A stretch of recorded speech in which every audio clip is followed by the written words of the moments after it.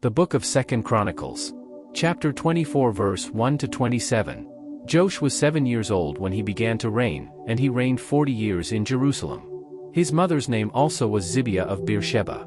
And Joash did that which was right in the sight of the Lord all the days of Jehoiada the priest.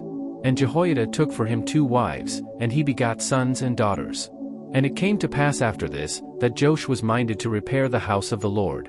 And he gathered together the priests and the Levites, and said to them, Go out unto the cities of Judah, and gather of all Israel money to repair the house of your God from year to year, and see that ye hasten the matter. Howbeit the Levites hastened it not. And the king called for Jehoiada the chief, and said unto him, Why hast thou not required of the Levites to bring in out of Judah and out of Jerusalem the collection, according to the commandment of Moses the servant of the Lord, and of the congregation of Israel, for the tabernacle of witness? For the sons of Athaliah, that wicked woman, had broken up the house of God, and also all the dedicated things of the house of the Lord did they bestow upon Baalim. And at the king's commandment they made a chest, and set it without at the gate of the house of the Lord. And they made a proclamation through Judah and Jerusalem, to bring into the Lord the collection that Moses the servant of God laid upon Israel in the wilderness. And all the princes and all the people rejoiced, and brought in, and cast into the chest, until they had made an end. Now it came to pass, that at what time the chest was brought unto the king's office by the hand of the Levites, and when they saw that there was much money, the king's scribe and the high priest's officer came and emptied the chest, and took it, and carried it to his place again. Thus they did day by day, and gathered money in abundance. And the king and Jehoiada gave it to such as did the work of the service of the house of the Lord, and hired masons and carpenters to repair the house of the Lord, and also such as wrought iron and brass to mend the house of the Lord. So the workmen wrought, and the work was perfected by them, and they set the house of God in his state, and strengthened it.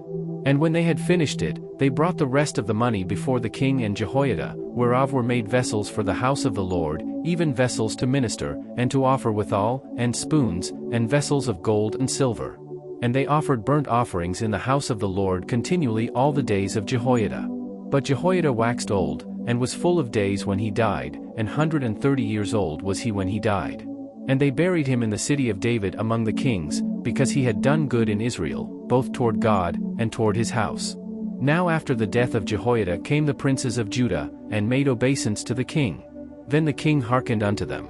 And they left the house of the Lord God of their fathers, and served groves and idols, and wrath came upon Judah and Jerusalem for this their trespass.